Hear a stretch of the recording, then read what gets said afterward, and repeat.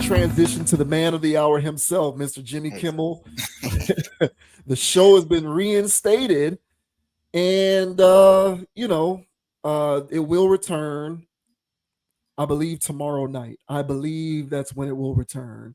So, of course, we just got finished talking about people calling for boycotts and cancellations in light of his show being indefinitely suspended. But it's back. And so now there's speculation as to whether he'll apologize or just in general, what is there to expect. So this says will Jimmy Kimmel apologize? What to expect once he's back on air? What will Jimmy Kimmel have to say once the late night talk show host is back on air? That's the question on many viewers' minds. Since Jimmy Kimmel Live was suspended indefinitely by ABC nearly a week ago on September 17th, reactions and statements of support from government officials, Hollywood stars, and late night talk show hosts poured in. Stephen Colbert, whose CBS late night talk show was recently canceled, called Kimmel's suspension blatant censorship. And Jon Stewart said ABC's decision was an unprecedented consolidation of power and unitarian intimidation. ooh. Kimmel was suspended over his comments regarding Charlie Kirk's unaliving, his politics, and Trump's reaction to the September 10th, incident. The suspension followed comments by Brendan Carr, the chairman of the Federal Communications Commission, who called the monologue a very, very serious issue now for Disney and said there were some calls for Kimmel to be fired. Trump congratulated the suspension and said it was great news for America. The only person we have yet to hear from, though, is Kimmel himself. The comedian hasn't publicly addressed the suspension that came to an end Monday, September 22nd, when the Walt Disney Company announced that his show would return to air after thoughtful conversations. So will Kimmel completely sidestep the controversy as The View did at first? Will he, as Sinclair Broadcast Group demanded, apologize to Kirk's family? Or will Kimmel double down and criticize those responsible for the temporary suspension of Jimmy Kimmel Live? That's pretty much the gist of that. We don't need to read anymore. So what say you about what will happen coming off of this mass hysteria with this guy's show? Um, I'm more inclined to think along your lines that he's going to play ball. I don't know if he's going to address this head up, in the sense that he's going to start naming names, the Kurt guy or anything like that. I'm pretty sure he's going to give a pretty generic apology, saying things, sensitive situations, that aren't funny or shouldn't be made fun of, just a real glazing over it. Nothing actually of substance. Because again, man, when you're dealing with these corporate entities, um, y- everything has to be so likable. There's everybody in the room, and you got to make everybody happy. That's the mind of a corporation. So I'm pretty sure they're just going to keep it as basic as possible, nothing too detailed, nothing too whatever, and address the elephant in the room, and then move on. Um, Much like how like if you go on a cruise or you eat at a buffet and it's some catered food or whatever, um, you eat it, it's got this bland taste to it. And why? Because there's people in there that got conditions. They can't have too much sweets, can't have something too salty, too buttery. I'm watching my cholesterol. Yeah.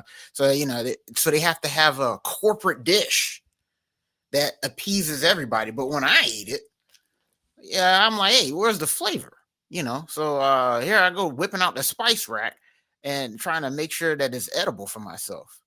So the corporations, they do the same thing when it comes to these apologies, when it comes to them pitching something to me. Everything has this bland, uniform way of being. So I wouldn't be surprised if Mr. Kimmel does the same thing here.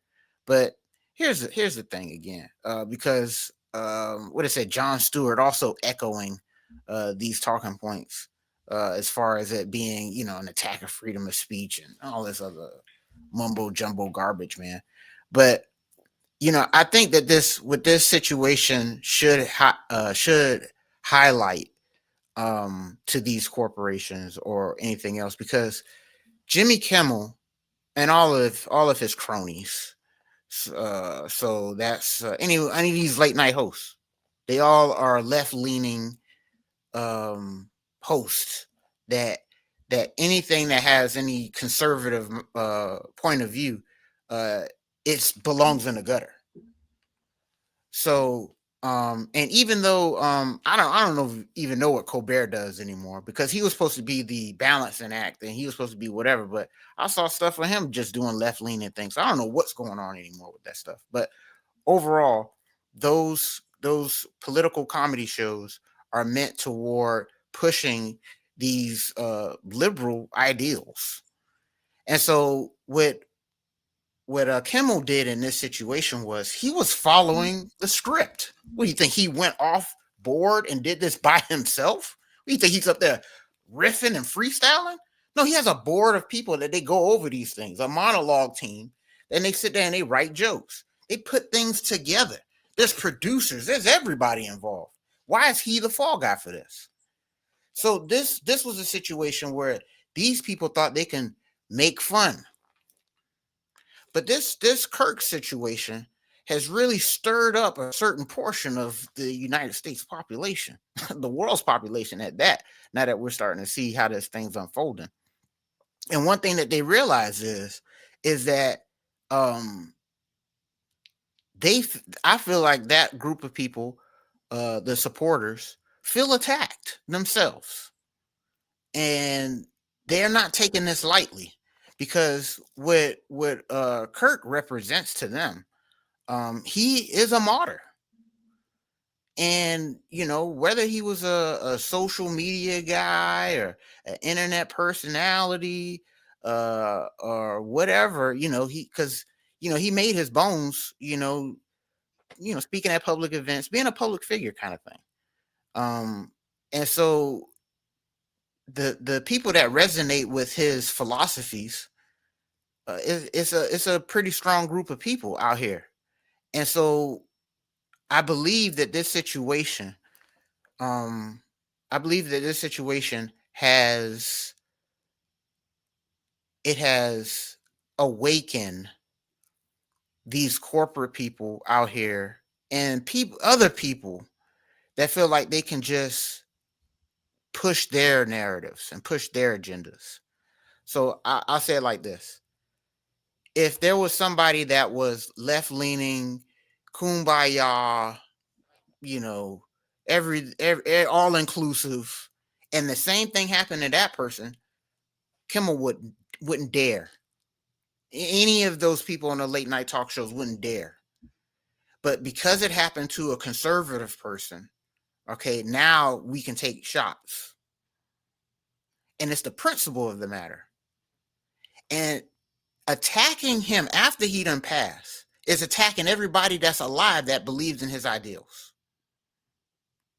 And those people, I think they themselves had a wake up call with him getting assassinated, and then the ramifications afterwards, when all these celebrities or TV shows in this case felt comfortable enough to double down on it and mock it. So I don't think Disney anticipated this. I don't think that this was a situation where Disney thought they would get backlash for it, but they did, and they had to react. And you're not going to fire a man that you put up to do it. So, but they had to do something to wipe their hands of it and say, hey, look, here's some disciplinary action. He's going to come back. He's going to give a generic ass apology, and we're just going to move on and turn the page. But overall, I think that this was a wake up call for a lot of people, and an interesting situation for sure. But what are your thoughts, bro, on Kimmel finally returning after a week sabbatical? Hope he enjoyed his vacation. Okay. What are your thoughts on him coming back? The apology. Will he apologize? What are your thoughts, man? Yeah, I didn't read anywhere that said it was an unpaid suspension. So it sounds like he got a paid week off. And then there's definitely worse off places to be than having a paid week off. What you said was interesting. You know, detract. So there are people who are shown. There are two groups in the wake of what happened with Mm-hmm. Charlie Kirk, right? There was the group who was sort of trying to kind of memorialize him and pedestalize him, kind of make a you use the word martyr, hero worship, and Mm-hmm. talk about his contributions and his ideals and what he stood for, kind of making him seem like this upstanding good person for what he was doing and what Mm-hmm. he was trying to contribute to society. That was the one group. And then you had the other group who was saying, hey man, what happened to him wasn't cool, but at the same time the guy also said a lot of very questionable things that a lot of people had a problem with. So Mm-hmm. you had the one group, you had the other group on the other side who's like, hey, what happened wasn't okay, but he said a lot of things that make it so we shouldn't be memorializing him in this manner. I hear You you. know what I'm saying? Because it's Mm-hmm. like what he was saying was offensive and hurtful and problematic to a lot of people. So even though we can all agree that it wasn't okay, still let's not put him on this pedestal, right? So you had those two factions going on. And eventually they started yelling and screaming at one another Mm-hmm. because the people on the other side are saying, well, we are going to memorialize him because that's how we feel about it. And Mm-hmm. then that got louder. And then the other side, they got louder. And they're like, well, he was an asshole. Mm-hmm. So, why should we continue to look at him that way? And as you said, the vast majority of Hollywood and the entertainment industry was on the side of he was a jerk off. So we shouldn't be looking at him that way. Mm-hmm. Because the vast majority of Hollywood and the entertainment industry, I agree with you, is liberal and does lean left. Um, to first touch on, the Kirk side of it and the response to those who were in support of kind of memorializing him and putting him on that kind of a pedestal, a while back we were discussing this politics stuff, and I talked about. So I believe that the vast majority of the population is reasonable people who are kind of in the middle. You have the smaller percentages amongst us are on either fringe; they're on either extreme. But I do believe the majority of people are in the middle. But a lot of people who are in the middle are traditionalists. They're traditional conservative leaning people when it comes to their fiscal leanings and their social leanings are more on the traditional conservative side. And so I think what a lot of people are feeling is conservatism and traditionalism being threatened and eroded. And so when you feel like conservatism and traditionalism is being threatened and eroded, you will cling to people who otherwise aren't necessarily directly representing your sensibilities, but they're all you got because no one else is speaking up on your behalf. Mm-hmm. So you'll get a bunch of people who will start to support somebody like Donald Trump, who they might in private acknowledge he's a jerk face who says terrible things from time to time, but at least he's speaking on the things that I care about as a traditionalist. And so, Mm-hmm. come hell or high water, I'm a ride with this guy because he's all I got. Mm-hmm. I kind of feel like the Kirk guy was the same way. I mean, he said a lot of objectionable stuff, but to people who feel as though their traditional sensibilities are being threatened and eroded by this hyper liberal stuff that's being pushed as righteous, they became fans of the guy because he became one of the few outspoken people who was at least somewhere in the ballpark in terms of speaking up for the things that they cared about. Mm-hmm. So that's why there was such a large percentage of people who were kind of on that side of trying to show an overwhelming level of support in light of what happened. I think that's why you have that dichotomy going on there. And it's why all of the left-leaning liberal Hollywoodites and the entertainment people, Kimmel included, they feel as though they can operate with impunity, making Correct. those kinds of comments because they know they have, for the most part, corporate America and the internet, social media, and the entertainment industry backing them because it's all liberal all the time, Correct. right? And so you believe you can operate with impunity and say these things, and there's not going to be any discipline. But Mm-hmm. like you, I also believe they didn't forecast the blowback that came from that monologue. It couldn't have been foreseen because it was definitely planned. There's an Mm-hmm. entire writer's room on that show Mm-hmm. where people sit around a table and write this stuff out, Exactly. and then he goes and performs it. So it was 100% premeditated, and you don't premeditate something like that when you are conscientious of the possibility of consequences. Yes. The Agreed. only way the only way that gets through is if you don't foresee the possibility of consequences. Yes. Hundred Clearly, percent. they didn't, so it went through, but they were wrong. They miscalculated it because you Mm-hmm. got a lot of people who feel as though their sensibilities are being threatened, Yeah. eroded, even. And so they're on the side of defending this guy, and they Yes. feel some type of way about those kind of comments. And so here comes the backlash. Yes. At the end of the day, man, I'll say this when it comes to Kimmel himself. If he's about that life, he'll quit. He'll quit. He'll when I guess whenever the show comes back, he'll show up and he'll say, in light of all these things that have been going on, I feel X, Y, and Z. Therefore, I'm resigning effective immediately. That'll really make a statement. Mm-hmm. If he really felt that way about it, he'll quit. Just quit. Because by staying there, you're saying that you're willing to kowtow to whatever pressures caused you to be suspended in the first place. Mm-hmm. At which point, there's no statement for you to make other than to play ball. Mm-hmm. So if he's really about that life, he'll quit. I, of course, don't foresee that happening. I don't think he'll quit. These guys love their checks too much. He likes being as handsomely paid as he is. So I predict that he'll show up, be contrite, apologize for any hurt feelings that what he said may have caused, blah, blah, blah. You know, the typical corporate contrition tour. And then, like you said, we'll move past it. But if he was really about that life for real, he quit. But he ain't going to do that. Those checks keep coming. He wants those checks to keep coming. So he is going to acquiesce to whatever corporate pressure is demanding of him to do whatever he needs to do to keep that job. Because once again, ladies and gentlemen, he is an employee.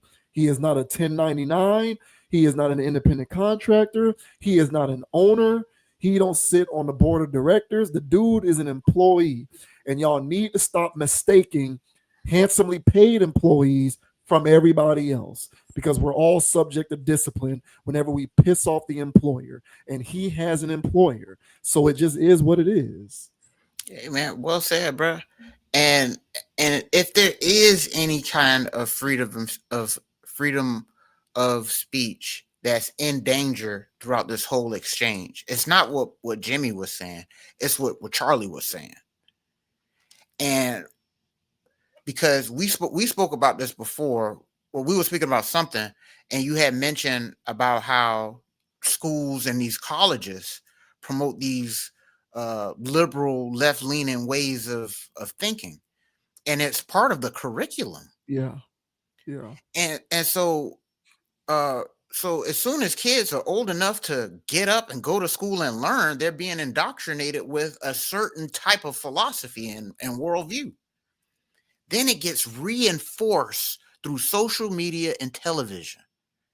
So people like Jimmy Kimmel and Jimmy Fallon, Jon Stewart, all of these guys who do this late night political stuff, their job is to take politics and people who like comedy and want to learn about things or whatever, and skew their worldview no different than in a classroom to a liberal way of thinking about things. And so their job is to promote and push the same thing that's getting pushed in schools and stuff.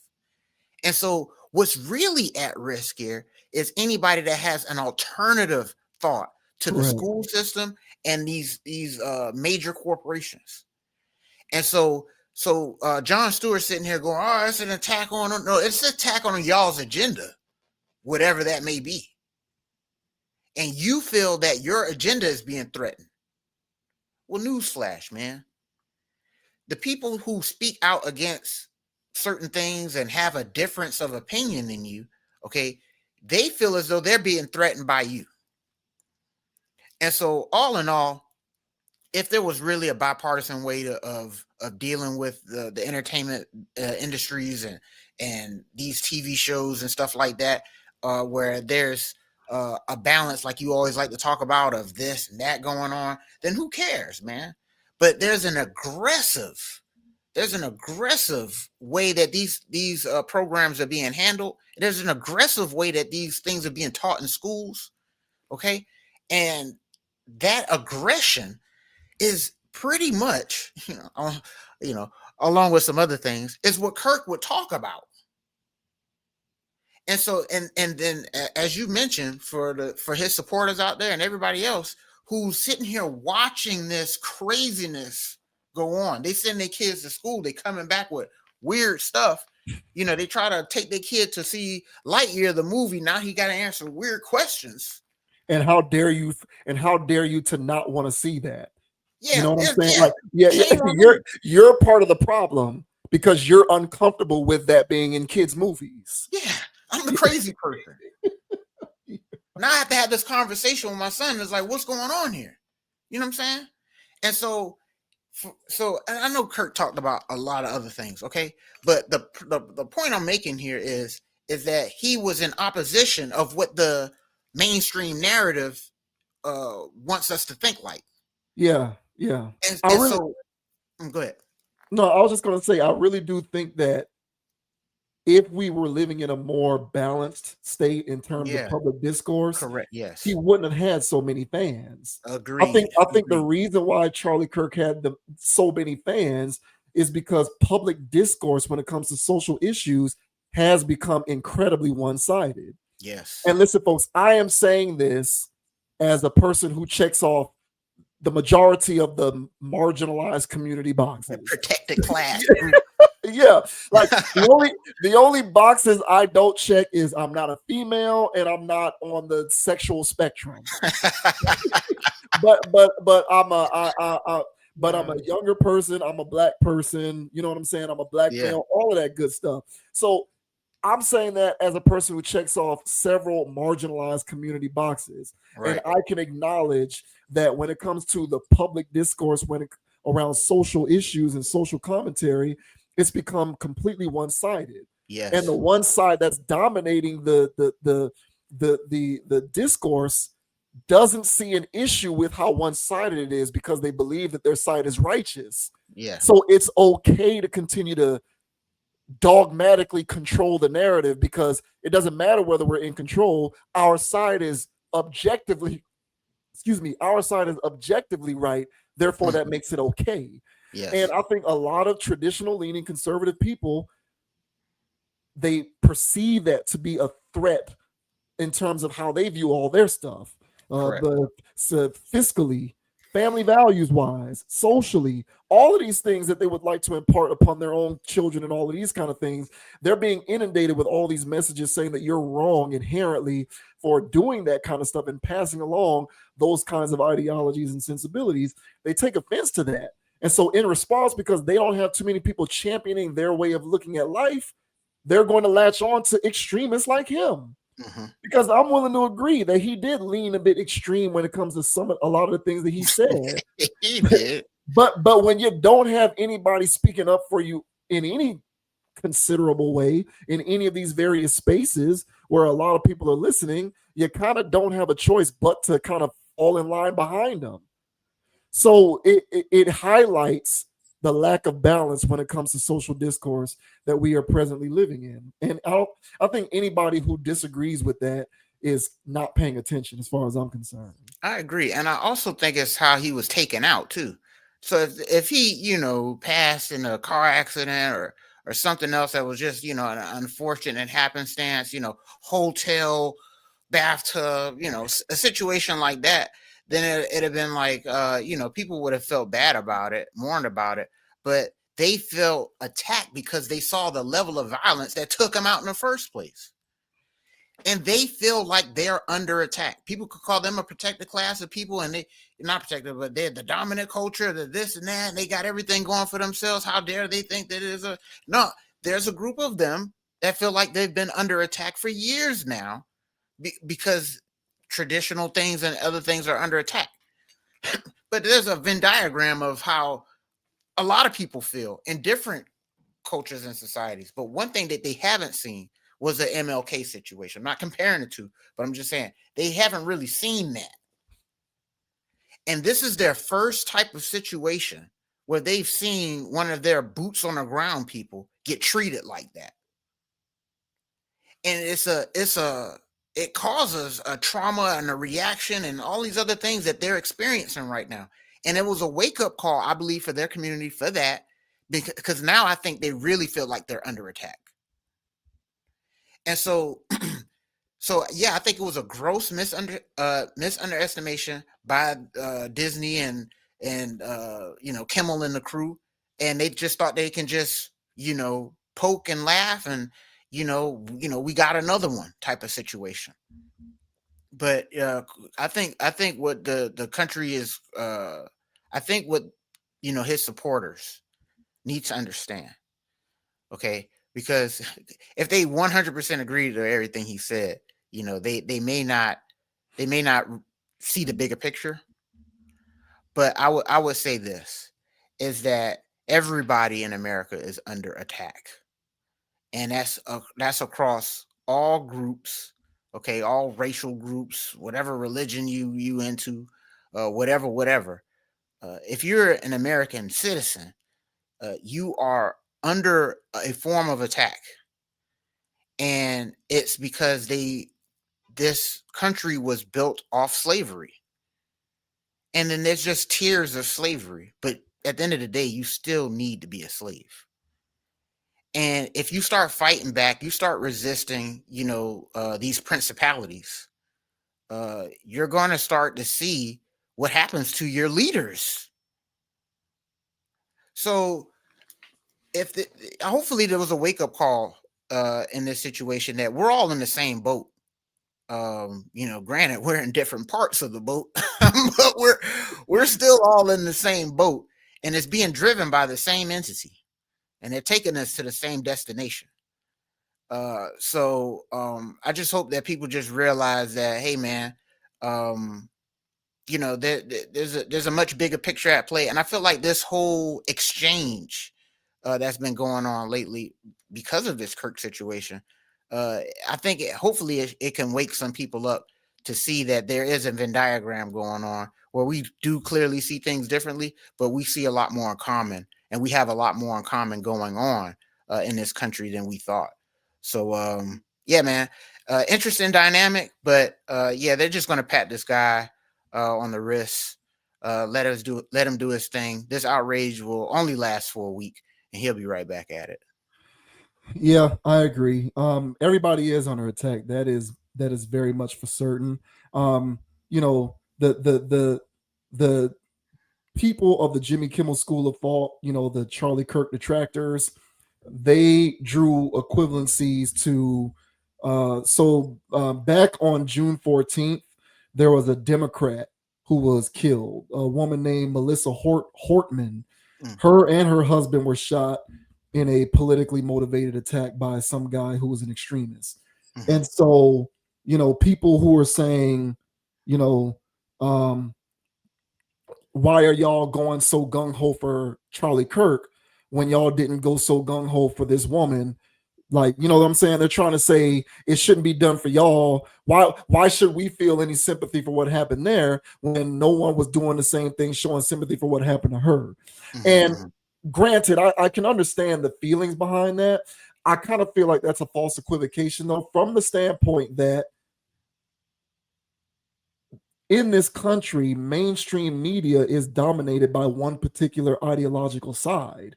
Yes. So there wasn't an opportunity for that kind of treatment because, for the most part, in the mainstream, there's not a large accumulation of conservative, traditional leaning voices who have a prominent position within the entertainment industry. So that there's an absence of that in order to create that kind of a groundswell of a messaging. Whereas when it comes to an individual such as Kirk, because so much of the entertainment industry and the internet and social media is on the left-leaning side of things and is liberal, you're going to see that kind of diametrically opposed treatment play out right before your eyes, because that kind of viewpoint is dominating all the traditional media spaces. Yes. If it was more balanced, maybe we would have gotten what you were looking for so that you don't feel some type of way about the fact that he's being memorialized. Mm-hmm. But we don't have any balance. So what you're going to get is silence when it happens with them, but a lot of noise when it happens for the people that you don't like. Yes. So the point that I don't want to make it seem like I'm trying to make excuses for anybody really. Mm-hmm. What I'm trying to point at, what I believe the essence of all of this is the lack of balance when it comes to discourse. For Mm-hmm. me, that's the point of this whole entire conversation. Like all of late night is all of these guys, as you mentioned, speak the same talk. Yep. Kimmel, Stewart, Fallon, Colbert, they all do the same thing, Mm-hmm. which is bash Republicans, bash Trump. Mm-hmm. They all do the same stuff.